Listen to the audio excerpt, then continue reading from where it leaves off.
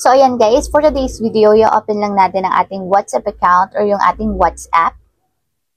And dito guys, pagka-open, pumili lang kayo ng isang conversation na kung saan gusto nyo mag-send ng documents. So, open nyo lang yung conversation.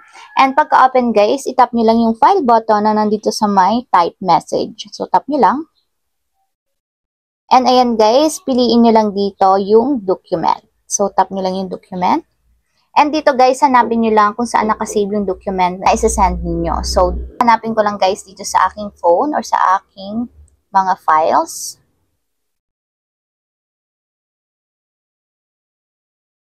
So, ayan, confirm nyo lang guys kung ito yung pinakang isa-send nyo na document. So, tap nyo lang yung send. And ayan guys, kung makikita nyo, nag-send na yung aking file or yung document dito sa aking WhatsApp. So, ayun lang guys, ganun lang kasimple kung paano nga ba mag-send ng mga documents sa ating WhatsApp.